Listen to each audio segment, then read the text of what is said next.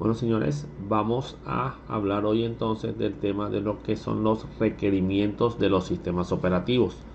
Básicamente esto habla específicamente de qué características particulares necesita el sistema operativo a nivel de hardware, a nivel de licenciamiento, a nivel de especificaciones como tal, que necesita el sistema operativo para poderse instalar de manera eficiente, digámoslo así, para que llevar el proceso de instalación a feliz término.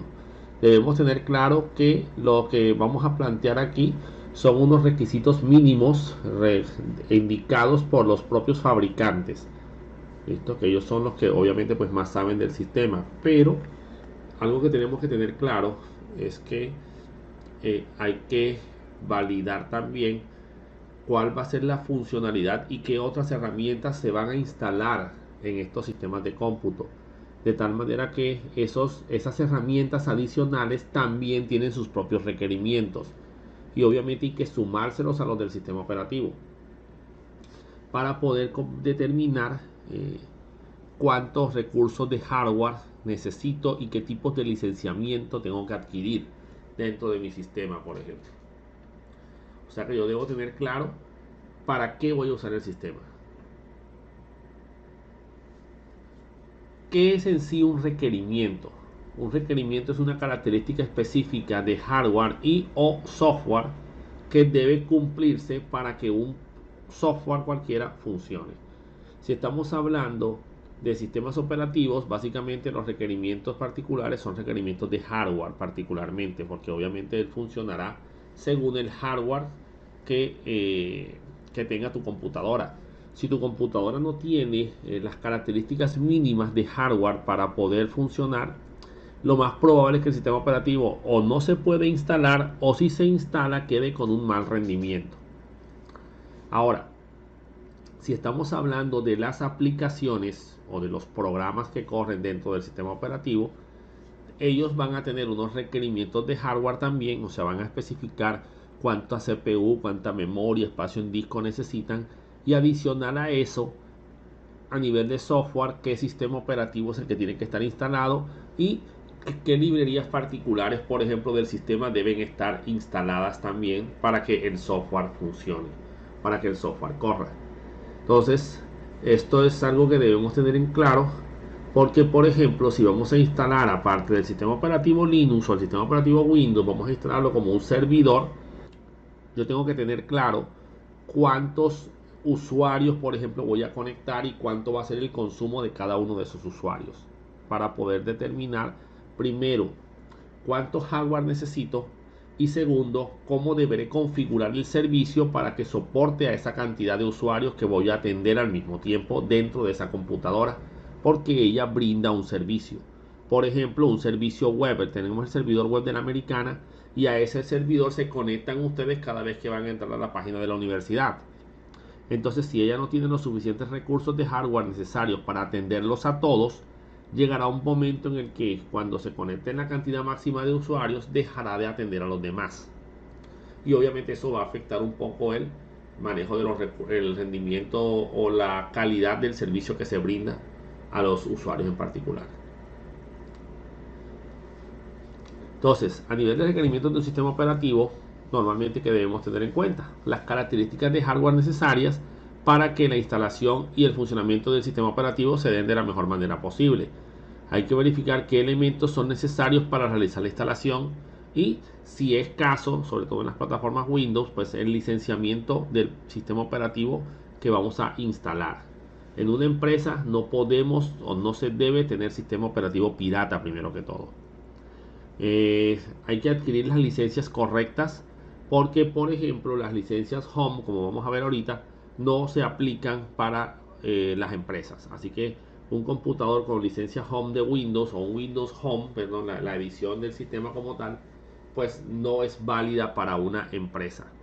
Primero, ese equipo va a tener muchas limitantes en comparación con los demás y segundo, el pago de licencia que tú hiciste por esa herramienta no es el que se le da a las empresas y obviamente pues eso te puede generar problemas legales, multas e incluso el retiro del equipo Entonces hay que tener muy en cuenta ese sistema. Adicional a eso, si usted monta o adquiere una licencia de un sistema operativo válida, porque la compró a Microsoft, pero instaló o usó como instalador un instalador no oficial, pues ahí también vas a tener problemas. Porque solo aplica para instaladores oficiales de Microsoft que tú descargues de la propia página de Microsoft o del fabricante de la computadora como tal, si es Lenovo, si es Hewlett Packard, sí, específicamente. Entonces, ¿qué debemos tener en cuenta cuando hablamos de características de hardware? Características mínimas para la instalación y funcionamiento del sistema operativo debemos tener en cuenta: tipo y frecuencia de la CPU, si el sistema me lo exige. Si el sistema no me da la frecuencia específica, es porque con cualquier procesador de los que existen en la actualidad, él funciona. Cantidad de memoria RAM. Normalmente esta siempre la van a mencionar, porque esta es la que va a indicar cuánta memoria va a consumir cuando el proceso esté corriendo. Y obviamente te va a indicar lo mínimo necesario para que no solo el sistema operativo, sino algunos programas adicionales que tú le montes, pues funcionen sin ningún problema. Espacio libre de disco. O sea, el sistema operativo va a ocupar archivos del disco duro, ¿no? Va a ocupar espacio en el disco duro por los archivos que va a contener. Entonces aquí te va a decir cuánto espacio libre se necesita. En algunos casos te va a especificar o deberás tener en cuenta lo que es el tamaño del bus de direcciones. ¿Qué es esto? Los sistemas operativos, o bueno, perdón, las plataformas de hardware tienen unos buses de comunicación. Básicamente se conoce como los buses del sistema. El procesador, la tarjeta madre, la tarjeta de video, sí, todos los sistemas de hardware del computador tienen estos sistemas de comunicación. Hagan de cuenta líneas de conexión eléctrica. Son tres buses particulares: el bus de direcciones, el bus de datos y el bus de control. El bus de direcciones es el que se utiliza para escribir las direcciones de los recursos físicos, o sea, la dirección del disco duro, la dirección de la pantalla, la dirección del teclado, las direcciones de memoria de los programas que se estén utilizando. Entonces, ese tamaño del bus de direcciones determina lo que se conoce como el ancho o la cantidad de líneas que va a contener ese bus de direcciones. Por cada una de esas líneas representa un bit que puede ser transportado por esa línea. Los tamaños de buses convencionales en la actualidad son 32 bits, que ya ha dejado de utilizarse hace algunos años ya, y 64 bits. Es probable que ustedes hayan oído hablar algo de esto, que este sistema es de 32 bits y este es de 64 bits. Listo.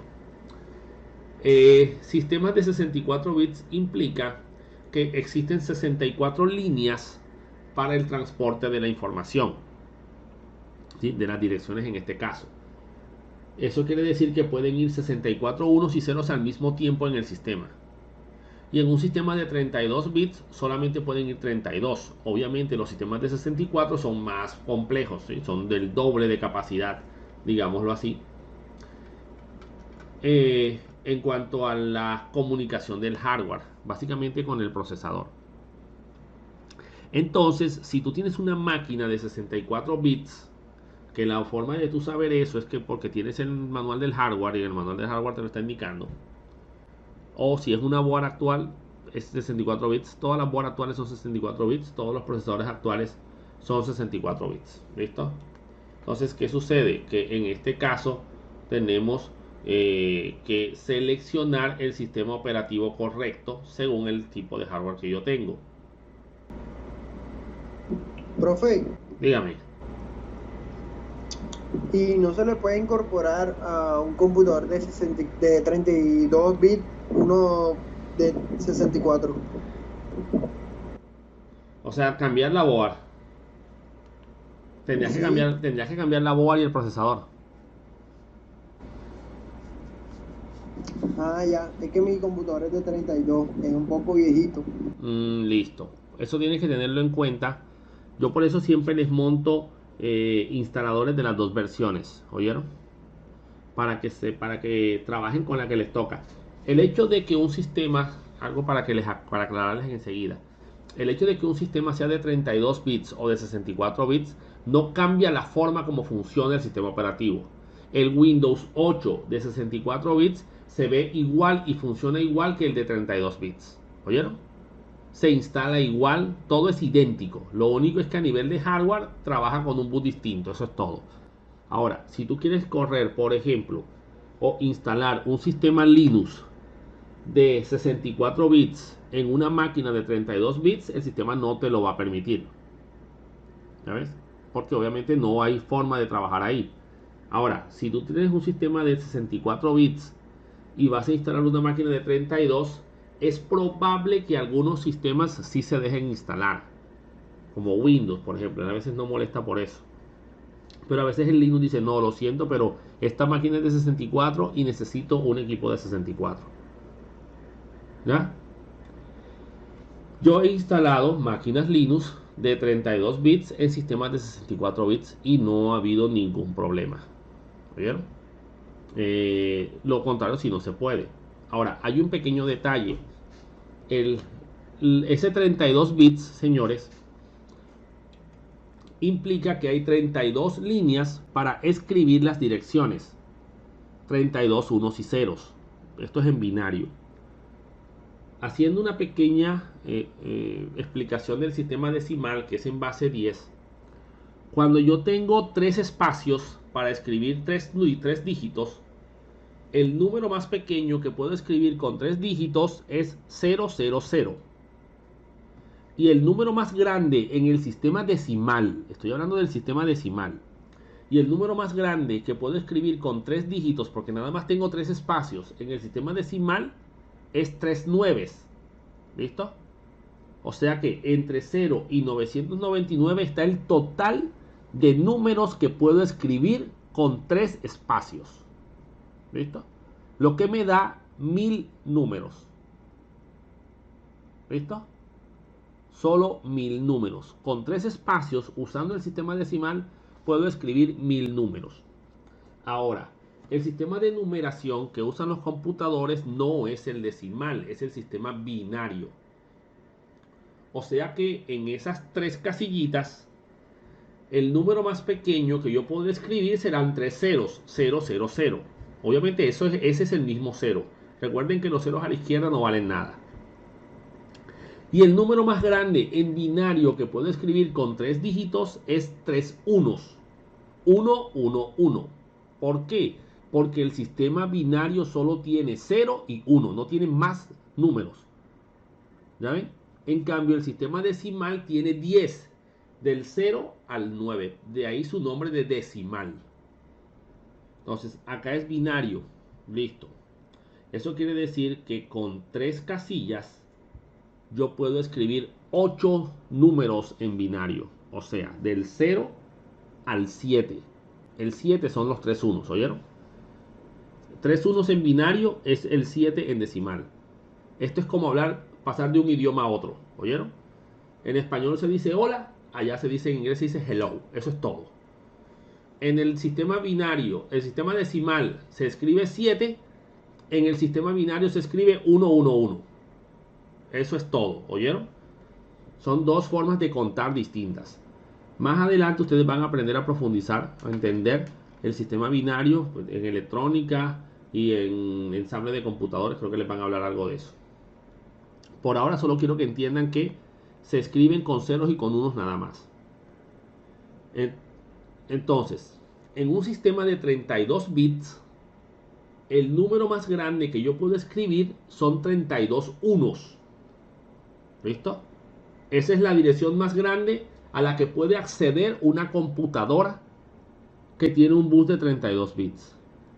Al yo pasar eso a decimal, me da 4.000 millones algo.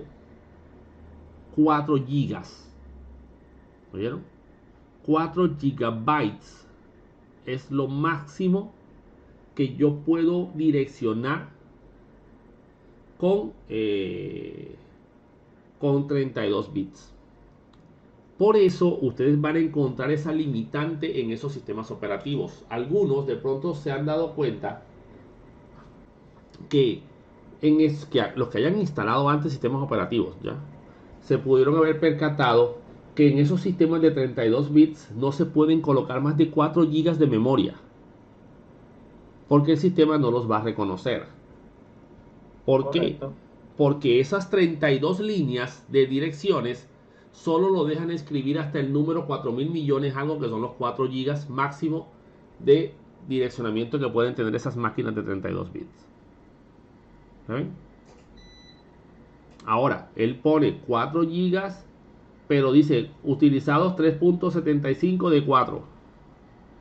Porque aparte de que no va a usar esos 4 gigas completos, porque no puede, porque él tiene un espacio de 4 gigas completos, pero parte de esos 4 gigas también tienen que excluir la dirección de la pantalla, la dirección del disco duro, la dirección de los parlantes, la dirección de de los parlantes, no, perdón, del conector de los parlantes, la dirección del teclado.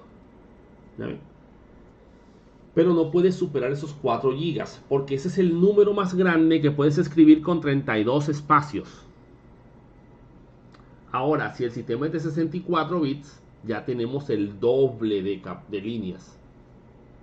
O sea que la dirección más grande que se puede escribir ahí es 16 exabytes, que es un número muchísimo más grande. ¿Ya? Obviamente, señores, precisamente el tamaño del bus se amplió para anular esas limitantes que estaban teniendo los sistemas de 32 bits, que ya se estaban superando. A nivel de hardware se presentan algunas limitantes, como tamaños máximos de discos duros que se pueden soportar, características de procesamiento específicas que se pueden trabajar, porque ya vienen debido a limitaciones físicas de los materiales y a limitaciones físicas de la tecnología como tal. Algunos a nivel matemático por el uso de los conectores eléctricos que se utilizan, y algunos por limitantes propios de que no existe ahora mismo una forma que se conozca, que los científicos conozcan para desarrollar una tecnología mejor. Por ejemplo, hace algunos años, cuando los procesadores tenían un solo núcleo, eh, Intel había prometido superar la capacidad de los 4 GHz, que nunca la habían podido superar. Siempre podían llegar hasta 3 algo, pero nunca habían logrado construir un procesador que superara los 4 GHz de frecuencia de ejecución.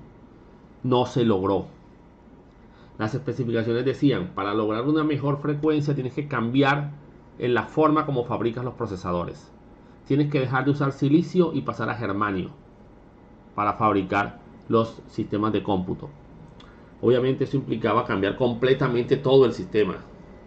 Hardware, procesador, board, todo tenía que cambiar. Y eso implicaba demasiado riesgo, eso no lo iban a hacer nunca. Solución, pongámosle más de un núcleo, ya que no podemos superar los 4 GHz. Ese es nuestro límite físico que la tecnología nos pone. Bueno, usemos más de un núcleo, de tal manera que cada núcleo sea de 2 GB, ya tenemos un procesador de 4 GHz. ¿Ya? Entonces, obviamente no vas a encontrar uno que diga 4 GHz, te va a decir 2.56, que es la velocidad de cada núcleo, la frecuencia, perdón, de cada núcleo. Pero sumados todos, pues te da la frecuencia completa del sistema. Entonces dicen, ya superamos esa capacidad. Bueno, lo mismo pasa acá, no se podían superar los 4 GB de memoria, pero porque las características físicas del equipo no lo soportaban. Entonces dice, bueno, ampliemos la cantidad de direcciones, pues usemos el doble de líneas. Mejoraron esa tecnología y surgió la tecnología 64 bits. Es más, la tecnología fue evolucionando de 8 bits, 16 bits y ahí fue creciendo, ¿ya? Hasta llegar a los 64 bits, y a futuro ya me imagino que ya están desarrollando sistemas de 128 bits. Y así irán. A futuro pues las máquinas evolucionarán. Incluso pues ya se está cambiando el modelo de construcción de máquinas, ya se está hablando de computación cuántica.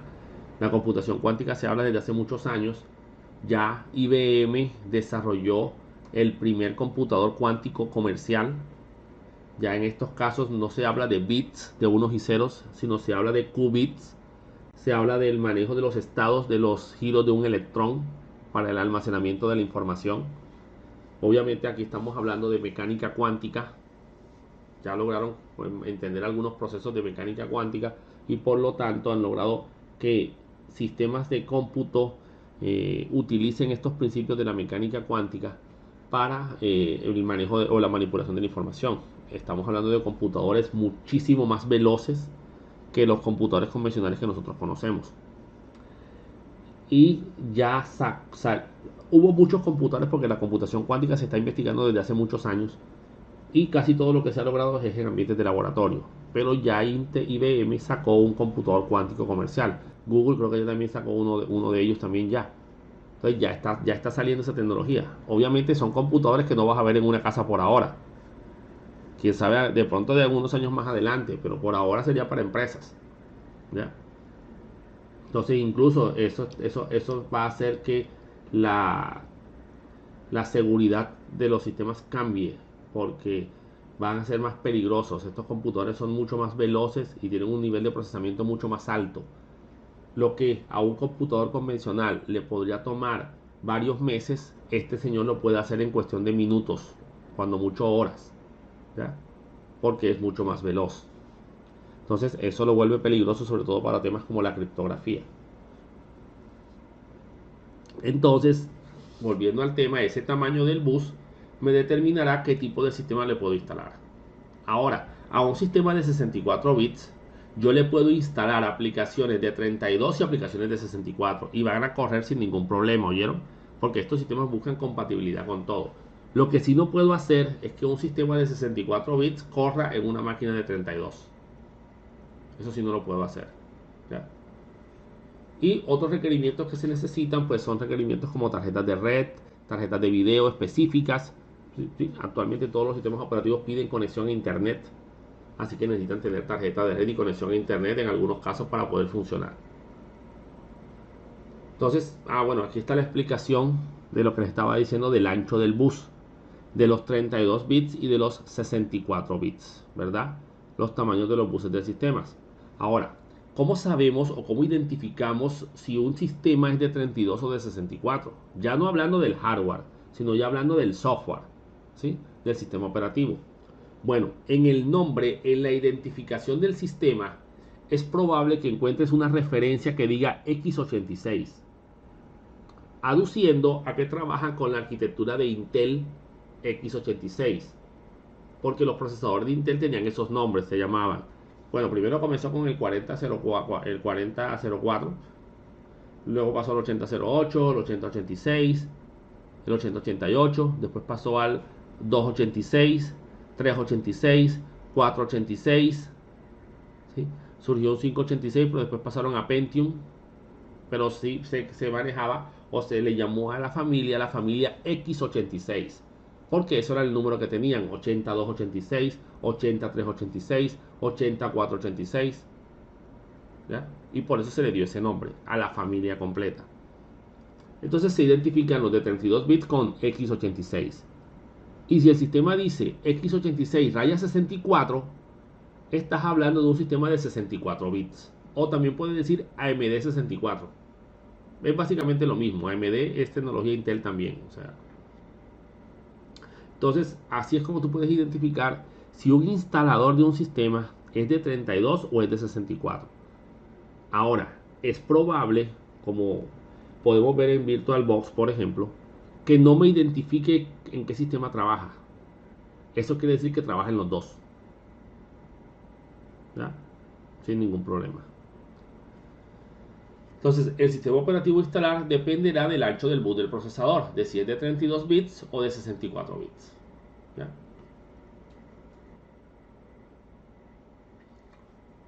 Entonces, requerimientos de Windows 10.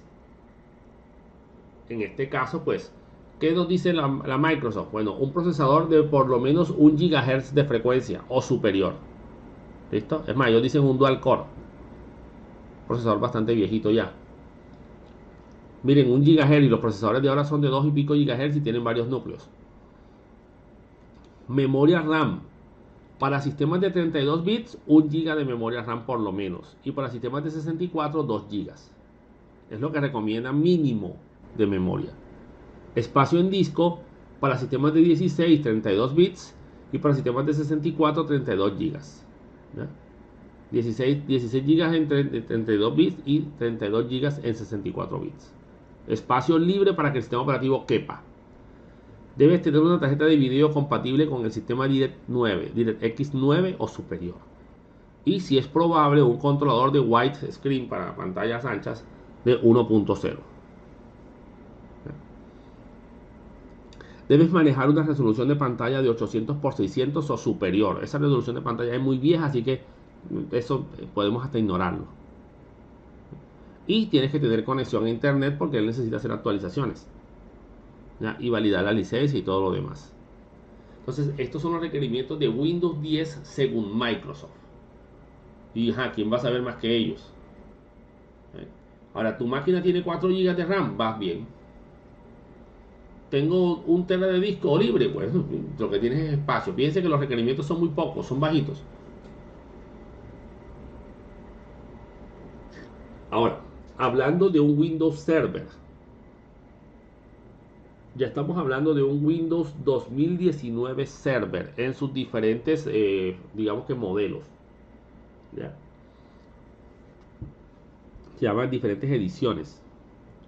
Entonces, este Windows 2019 es para servidores y normalmente se monta en máquinas muy robustas, máquinas con un hardware muy potente, normalmente un hardware un poco distinto al hardware convencional que vemos en las computadoras de nuestras casas, con la misma arquitectura, eso sí, claro que sí, pero ya vemos procesadores especiales que no vamos a conseguir acá, son muy costosos, procesadores Xeon, por ejemplo, que son de Intel. Eso no es ni un Core i7, olvídense que eso lo supera por mucho el procesador Xeon. Vemos memorias RAM especiales, diferentes, digamos que físicamente algunas tienen hasta disipación de calor porque se calientan bastante. E incluso tienen que ponerse en un orden particular en la bandeja de memoria porque si no, no cargan bien. Tienen unos buses distintos también, incluso o sea, la forma física del servidor es muy diferente.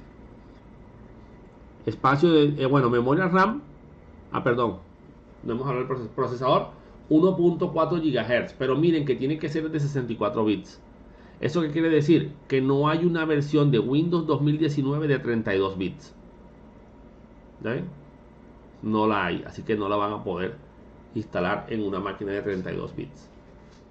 Memoria RAM, 512 megas si solo montas la CLI.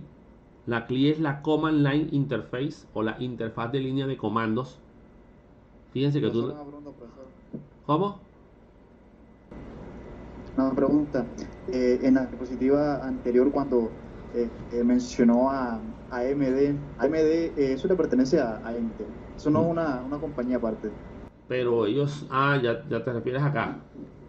Lo que sucede es que los procesadores que desarrolla AMD y los que desarrolla Intel se basan en la misma tecnología. ¿Qué sucede? Intel, digamos AMD, junto con otras fabricantes, comenzó a construir procesadores utilizando la tecnología de Intel, o sea, la misma arquitectura, la arquitectura x86, pero obviamente con su propia forma de fabricarlo. Entonces, ¿qué sucede?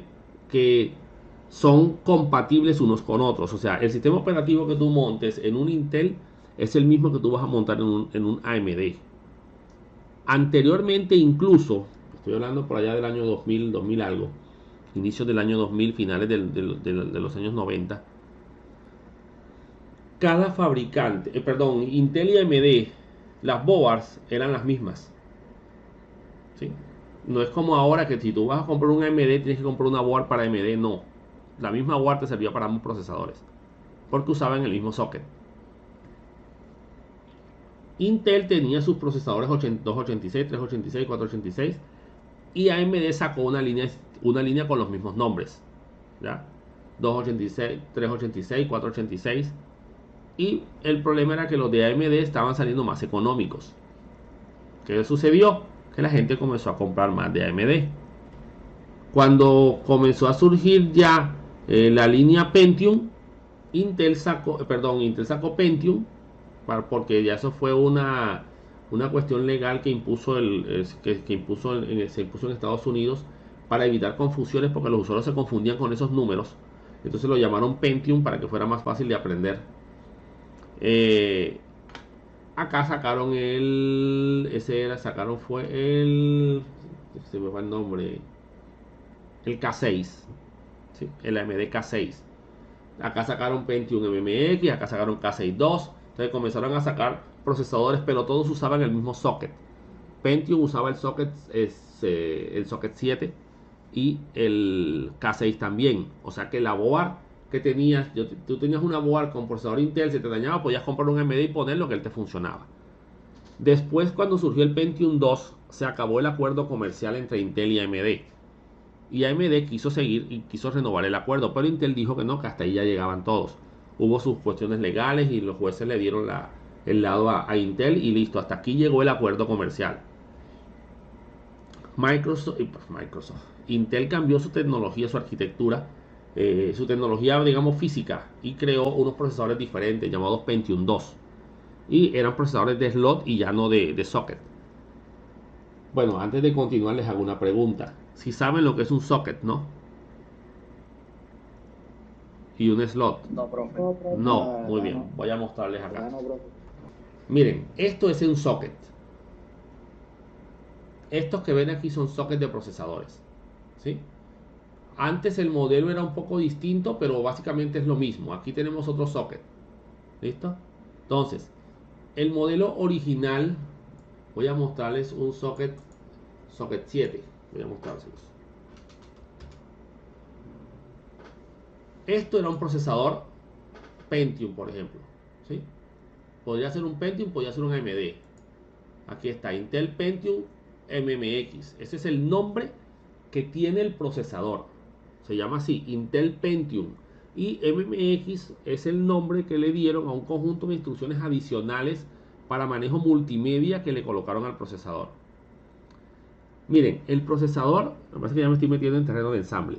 El procesador es el que ejecuta las operaciones, ¿verdad? Él ya sabe hacer algunas operaciones, porque él es un circuito inteligente.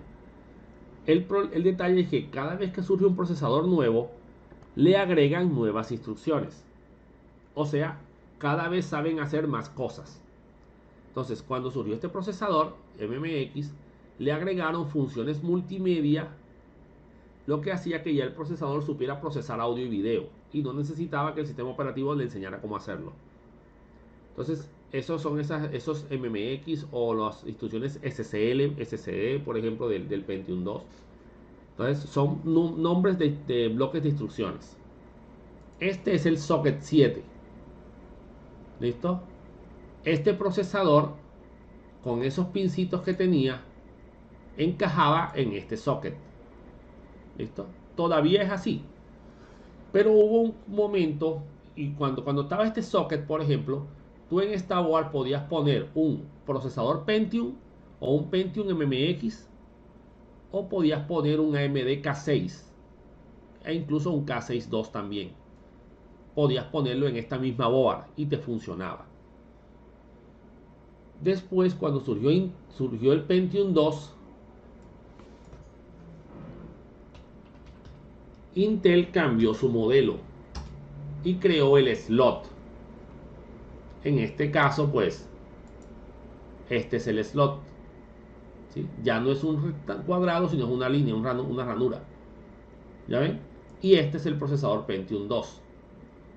Este modelo fue malísimo fue bueno en su funcionamiento, pero malo en su forma, porque este modelo se caía, el procesador se caía solo. Incluso, pues, digamos que ocupaba mucho espacio, se calentaba bastante, o sea, tenía sus problemas. El uso del slot fue una muy mala idea. Pero ya cuando se cambió al modelo de slot, AMD quiso también crear su modelo de slot y le pidió los planos, digámoslo así, a Intel. Y Intel dijo, no, ya se acabó nuestro acuerdo comercial, ya no quiero que seamos más compatibles. Saca tú tu slot y yo saco el mío. Y los señores de AMD sacaron el slot 1, el slot A, perdón, porque Intel había sacado el slot 1. Entonces ellos no se iban a quedar atrás, slot A entonces, pues. Entonces, ¿qué pasó? Que ya a partir de ahí los procesadores se separaron y las boards también se separaron. Entonces le complicaron la vida a los fabricantes de board. ¿Por qué? Porque antes tú con una sola board tenías para los dos procesadores, pero ahora no. ASRock sacaba una board para Intel y una board para AMD. Y por eso es lo que está diciendo su compañero, que ahora son boards distintas para cada cosa. ¿Sí? O sea, tú vas a Parque Central y tú dices, dame un procesador Core i5, ¿verdad? Entonces llegan y te venden una board para procesador Core i5.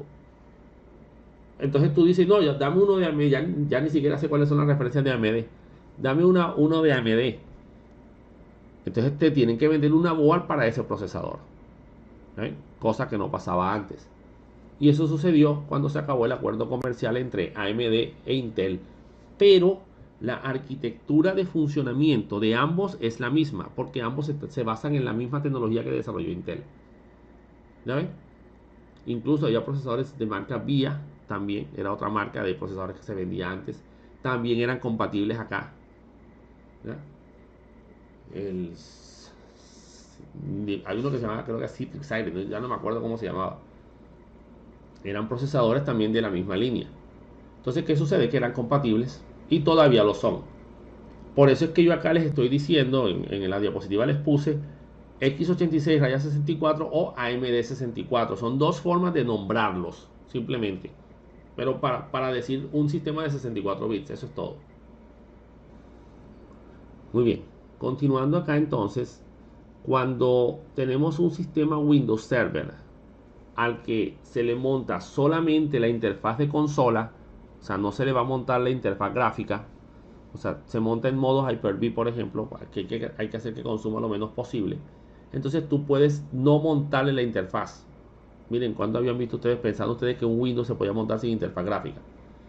Bueno, el server se puede. Y en ese caso solamente necesitarías 512 MB de memoria. Pero si le vas a montar la GUI son las siglas de Graphic User Interface o interfaz gráfica de usuario. La interfaz gráfica, la de los botoncitos, el menú de inicio y todo esto. Por lo menos necesitas 2 GB de memoria RAM solo para el sistema operativo. Espacio de disco 32 GB. Tienes que tener un adaptador de red con tecnología Gigabit Ethernet o superior. Gigabit Ethernet, que es la tecnología de la tarjeta de red, que indica que puede comunicarse a 1000 megabits por segundo. Obviamente dentro de una red LAN. En internet que eso no lo vas a lograr así como así. Una tarjeta de video Super VGA, esa es la referencia de un modelo de tarjeta, de un tipo de tarjeta de video. VGA son las siglas de Video Graphic Array o arreglo de gráfico de video. Y Super VGA fue un modelo de tarjetas de video que se vendió hace muchos años, por allá los años finales de los años 90. ¿Ya? O modelos superiores. ¿Listo? Y una resolución, cuando usas la interfaz gráfica, de 1027 por 768 o superior. Esos números que indican la cantidad de puntos que forman las imágenes en la pantalla. Quiere decir que por lo menos en la horizontal tiene que tener una resolución de 1027 puntos de luz y en la vertical 768 o superior. Entonces aquí se hace un cruce entre lo que la tarjeta de video soporta y lo que el monitor puede hacer. ¿Ya? Más adelante, cuando estemos hablando de las configuraciones básicas de un sistema operativo, vamos a hablar de este tema de las resoluciones, vamos a hablar de este tema de las tarjetas de video y qué pasa cuando yo selecciono una resolución que el monitor no soporta. ¿Listo? La tarjeta de video sí la acepta y sí la maneja, pero el monitor tuyo no. Entonces ahí tienes un problema que se te puede llegar a presentar, pero que se autocorrige solo sin que tú digas nada, sin que tú hagas nada. Requerimientos generales de GNU Linux, ¿sí? Estos son de una página genérica que encontré, la busqué en varias páginas y me daban las mismas características.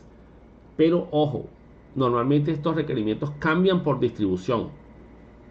Cada distribución tiene sus propios requerimientos particulares y uno tiene que irse después a los requerimientos del propio fabricante.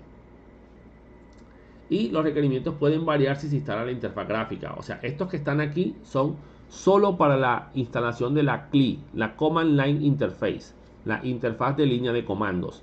O sea, la pantalla negra con letras blancas, nada más. ¿Ya?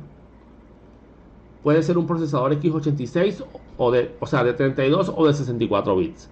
No dicen la capacidad, o sea que los procesadores actuales todos funcionan. 512 de memoria RAM y espacio de disco de 10 GB. Con eso puedes instalar un Linux sin interfaz gráfica. Ya con interfaz gráfica, pues los requerimientos pueden llegar a cambiar, sobre todo los de memoria y espacio en disco. CentOS, que es el que nosotros vamos a trabajar aquí, el Community Enterprise Operating System, sistema operativo de la comunidad empresarial. Es una distribución Linux basada en Red Hat, que es completamente gratuita. Tenemos las versiones de CentOS 6 que todavía se usan, pero que digamos que la recomendación es ya pasarse a CentOS 7 o si es caso pues CentOS 8, que es la última versión. Creo que ya va a salir CentOS 9, ¿verdad? Entonces CentOS 6 se podía instalar en procesadores de 32 o de 64 bits, pero CentOS 7 y CentOS 8 solo corren en sistemas de 64 bits. O sea que teniendo en cuenta que tenemos máquinas de 32 bits entre los estudiantes, vamos a trabajar entonces con CentOS 6. ¿Oyeron? Memoria RAM en estos sistemas. Bueno, para los sistemas basados en arquitectura de 32 bits, con la CLI, la Command Line Interface, se necesitan 392 MB de RAM por lo menos. Para la interfaz gráfica, 512 mínimo.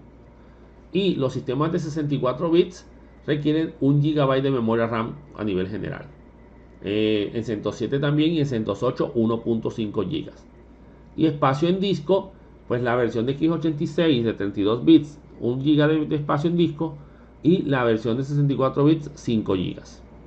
Y en CentOS 7 de 10 a 20 GB y en CentOS 8 de 10 a 20 GB según si se va a instalar solo la consola o también con la interfaz gráfica. En Ubuntu, que es también una distribución muy utilizada, la última versión que salió, la versión 20.04, ya ahorita, me imagino, bueno, normalmente siempre tendrían a sacar versiones en abril y en octubre. Bueno, en octubre sí, porque es la 2010. Y por eso 20 por el 2020, el año 2020, y 04 por abril. Entonces, esa es una versión que sacó hace poquito. El procesador es dual core de 2 GHz o superior en 64 bits. O sea que no corre tampoco en 32 bits. Memoria RAM de 4 GB y por lo menos 25 GB de espacio en disco.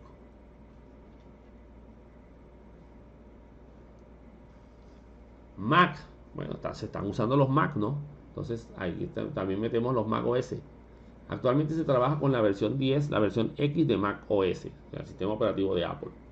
Si es la versión Sierra, que utilizaba, se basaba en la versión 10.7 y de ahí en adelante hasta que llegó la 10.9, que fue la Catalina, que es la actual, se podía trabajar con 2 GB de memoria RAM y por lo menos 8.8 GB de espacio en disco. Y con Catalina, que es la última versión que ha salido, ya va por la 10.12, creo que es algo así, no recuerdo. No, mentira, la 10.15.6 es la última versión que ha salido. Entonces, dígame. Al Mac ser son como tan cerrados, ¿es posible que con las especificaciones esas se pueda instalar ese sistema operativo en cualquier computador? Actualmente los Mac trabajan con tecnología Intel, así que son compatibles con la arquitectura de los PCs. Entonces sí se podría, ¿ya? Es más, tú puedes virtualizar un Mac también. Y lo que se ha hecho también es que en los equipos Mac han instalado Windows como sistema operativo. ¿Listo? Eso a mí me parece una blasfemia. Me parece que ¿para qué vas a hacer eso? ¿Cierto? Una máquina Mac es más costosa que un PC. Y si lo vas a hacer para quitarle el sistema operativo Mac y montarle un Windows, que ha pasado, hay gente que le ha dicho, a amigos míos pues, que trabajan en la parte de soporte, que le quiten ese Mac y le monten un Windows. Y ellos pues, le han pagado por eso. Ellos sí se lo advierten, ojo, pero le vas a bajar el rendimiento. Esta máquina es ideal para trabajar con estos sistemas operativos. ¿Ya? Pero como es tecnología Intel también, pues se puede. Se puede instalar un Windows en un Mac y se puede instalar Mac en un PC. Pero les digo, no vale la pena. O sea, compren la máquina Mac. Si lo van a utilizar, es muy estable. Más cara, eso sí, más costosa, pero es muy estable. Y esos sistemas operativos, a mí me encantan los sistemas Unix, ¿ya? Porque estos también son Unix. Y como en el Mac hacen el hardware y el software, pues todo funciona de maravilla. Perfecto. Dígame. Yo esa pregunta se le iba a hacer si yo podía instalar el sistema operativo Mac en mi computadora que tiene Windows, por ejemplo, y qué tan eficiente puede ser al utilizar ese sistema Bueno, operativo. yo te soy sincero, yo no lo he hecho, ¿ya? Sé que se puede, hay muchas páginas que explican cómo, ¿verdad? Cómo son los procesos para hacer eso, pero yo no lo recomendaría, ¿verdad? No lo he visto trabajando en un PC. He visto lo contrario, Windows trabajando en un Mac sí lo he visto y funciona, así que es probable que acá también funcione bien. Pero como te digo, no lo he hecho, no lo he probado, no sé si lo que dicen en algunas páginas es cierto o qué, ¿ya? Pero yo no lo he probado como tal. ¿Listo? Entonces no te podría decir si funciona bien o funciona mal. Tocará creer lo que dicen en internet. Muy bien. Ahora hablando de las ediciones en las que viene Microsoft Windows, ¿sí? Las ediciones es distinto a la versión. Una cosa es la versión Windows 10. Ese es el nombre comercial de la versión. Pero hay otra cosa que es la edición, que es básicamente de esa versión sacaron diferentes modelos o diferentes ediciones. Unas muy básicas, que son las que se usan en el hogar, y otras que son ya más para el ámbito empresarial. Entonces tenemos, por ejemplo, en Windows 10 4 versiones, en realidad son 5. Ah, no, mentira, 5 esa es en la de servidores. Acá son 4 versiones, disculpe. La Home, que es Home traduce hogar, obviamente, es la versión de Windows solo para el hogar. O sea, tú no puedes tener en tu empresa una versión de Windows Home. No es válida para empresas. Ese licenciamiento no aplica ahí. Entonces, esa versión de Windows Home puede venir con dos tipos de licenciamientos. El licenciamiento OEM o el licenciamiento Retail. El OEM es el licenciamiento que te ofrece el fabricante del hardware. Resulta que Microsoft le da a ellos la potestad de que ellos cobren el licenciamiento, ¿verdad? Porque ya ellos le están pagando a Microsoft. Entonces, cuando tú compras un portátil, por ejemplo, en Parque Central, en Jumbo, en Home Center, donde lo compres, ¿ya? Ellos por lo general vienen con licencia Home de tipo OEM. Perdón, vienen en edición Home con licenciamiento OEM. O sea, el propio fabricante Hewlett Packard, el propio fabricante Acer, te incluye el licenciamiento del Windows que viene con su hardware. ¿Sí? O la otra opción es una opción retail donde tú compras la licencia a Microsoft y se la colocas al sistema. ¿Ya? Esas son las dos opciones de licenciamiento que pueden encontrar aquí. La versión Home entonces es solo para el hogar. La versión Pro, la versión Enterprise y la versión Education se pueden montar para la empresa. Y también puedes tenerla en tu casa. O sea, el Home es la mínima. Pero la versión Professional o la Pro es la que se puede instalar en las empresas de ahí hacia arriba. La versión Pro también se paga por licenciamiento por el fabricante, por el proveedor de hardware y el retail, comprada directamente a Microsoft. Pero ya las versiones Enterprise, que son las que se recomienda comprar para las empresas, ya se paga una licencia por volumen. O sea, tú compras una licencia por un conjunto de máquinas, un conjunto de Windows en particular. Y la versión Education es uno de los diferentes modelos de licenciamiento, o bueno, es una versión que sacó Microsoft para las instituciones de educación. Obviamente implica una licencia más económica, porque lo estás usando para enseñar y para capacitar a la gente. También se paga por volumen, por un conjunto de equipos con sistema operativo Windows, ¿ya? Entonces, eso es, Profesor, dígame. permítame, OMS COA también hace parte de ese tipo de licencia y OMBox también. Sí, pero lo que pasa es que ahí tiene algunas variaciones. No sé exactamente cuáles, pero sí tienen algunas variaciones. Los No, pero modelos OEM son esos donde el fabricante del hardware te da el licenciamiento él mismo. ¿Ya? Ya los no, otros, para pues, el trabajo solo necesita la OEM, la no Retail. las que consigan. O sea, si consiguen otras, pues listo. ¿Ya? Pero como te digo, ya esos son ciertos licenciamientos especiales con algunas características, algunos cambios acá. Pero si consiguen, claro, pónganlos. Claro que sí. Ah, listo, vale. La verdad es que Gracias. Microsoft tiene muchísimos modelos de licenciamiento y eso a veces embota, embolata. ¿Ya? Miren, nosotros tuvimos que contratar a una empresa experta en licenciamiento para que nos ayudara a organizar las licencias de software que teníamos. Montaron un software llamado Software One que se conectaba con el servidor y revisaba todas las máquinas y veía qué software tenían instalados. Veía las licencias y nos sacaba un listado de qué software estaba licenciado y qué software no estaba licenciado. ¿Ya? Porque es que eso es un despelote, señores. Eso es una cantidad de tipos de licencias disponibles.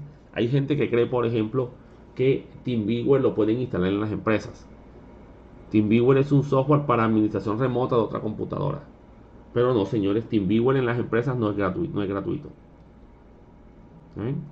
Hay herramientas de software que son gratuitas para las casas o para los que están estudiando. Pero ya cuando estás en una empresa tienes que pagar la licencia por el uso de ese software. Y hay software, por ejemplo, como WinRAR, donde la licencia es opcional. Tú puedes pagarla o no. Si no la pagas, yo te voy a estar poniendo, hey, págame la licencia. Colabórame con el pago. Pero si no lo pagas, el software sigue funcionando. Entonces, hay muchísimos tipos de software. Hay freeware, por ejemplo, que es software gratuito, pero propietario del que lo construyó. Y hay free software, software libre, que eso ya es la parte de los Linux y aplicaciones que se basan en software libre. Pero el hecho de que sea libre no implica que sea gratuito. ¿Ya? Entonces ya ahí sí hay una cantidad de modelos de licenciamiento que algunos fabricantes construyen, ellos mismos los arman. Es más, miren, aquí en el Windows Server se pagan licencias ¿cómo es que se llama? Por núcleo. Por core de procesador se paga la licencia. ¿Ya? Entonces salen modelos de 2 core y de 2 y de 8 core, ¿ya? Para estos pagos. Entonces esto también es un despelote manejar estos tipos de licenciamiento. Sistemas de bases de datos como Oracle también cobran por núcleo de procesador. O sea, si tú tienes un procesador con 8 núcleos, tienes que pagar una licencia para los 8 núcleos. ¿Saben? Por muy vivo que parezca, digámoslo así. Mire, entonces, hablando ahora de Windows 2019 Server, tenemos las versiones Essential, Standard, Data Center y Hyper-V. La Essential es la más barata, la más económica. Miren, es para pequeñas empresas con un máximo de 25 usuarios y 50 computadores. ¿Listo? Si superas esas capacidades, no puedes montar la versión Essential. Y si lo haces, estás violando los derechos de Microsoft y puede llegar la Indusoft, que es la empresa de la DIAN que verifica estos licenciamientos y te puede poner tus multas por incumplimiento. Entonces, si tu empresa es pequeña, puedes montar la versión de Windows Essential, ¿verdad? Que tiene la licencia de servidor y no requiere las CAL. ¿Qué son las CAL? Las CAL son las Client Access License, licencias de acceso de cliente. Miren, si ustedes montan un sistema Linux, un sistema Windows para manipular o administrar los usuarios del sistema y tienes tus máquinas Windows, tienes que pagar una licencia por cada usuario que se conecta a tu computadora, a tu servidor. ¿Ya? Tienes 1000 usuarios, tienes que pagar 1000 licencias Kali. A menos que ya el sistema el que compres para el PC venga con su licenciamiento. Pero si no, te toca pagarlo por aparte. Entonces tú puedes comprar un volumen de licencias CAL ¿verdad? 100, 200 y se las montas a tus computadores. Y compras la licencia del servidor. ¿Sí? Entonces, aquí es un arroz con mango de licenciamiento que ustedes no tienen idea. La versión estándar es para servidores físicos o que tienen alguna que otra máquina virtual. ¿Verdad? Se licencia por núcleo y hay que pagar por cada cliente, ¿verdad?, que se conecte al Windows Server. La versión Data Center Server es la más potente, la más robusta, y es la que se recomienda para entornos de nube, entornos de cloud, o sea, centros de datos grandes, ¿verdad? Y que van a tener muchísimas máquinas virtualizadas, o sea, que en un servidor van a tener 20, 30, 50, 100 sistemas operativos corriendo. Y pueden ser 100 Windows diferentes. Es más, si tú compras la versión Data Center Server y le colocas la licencia del Data Center Server al servidor de virtualización, o sea, a un VMware, por ejemplo, una plataforma que se llama así VMware, ya todas las máquinas Windows que tú instales en ese virtualizador ya están licenciadas. ¿Sí? Todos los servidores. Te toca comprar las CAL para los usuarios. Pero como les digo, si ya tú compras los PCs con la licencia ya incluida, ya sea de tipo OEM o retail o el modelo de licenciamiento que sea, pues ya no tienes por qué pagar las CAL. ¿Ya? Pero las CAL salen más baratas que comprar las licencias para los PCs individuales. Y la versión Hyper-V es la de hipervisor para virtualización de libre descarga. ¿Sí? Entonces, digamos que esas son las versiones en las que viene el Windows 2019 Server. La versión Essential, pues también es gratuita. Tú la puedes descargar y la instalar sin problema. Muy bien, entonces estas son las ediciones del Windows Server. Ahora, ha habido Windows 2008, Windows 2003, Windows 2016, ¿verdad? Son diferentes versiones de servidores. Estos son máquinas mucho más robustas que un Windows 10, que una máquina cliente, ¿oyeron? Pero se instalan todas iguales. Todos los Windows se instalan igual. Bueno, señores, con eso terminamos el tema del día de hoy. Nos veríamos en la próxima clase.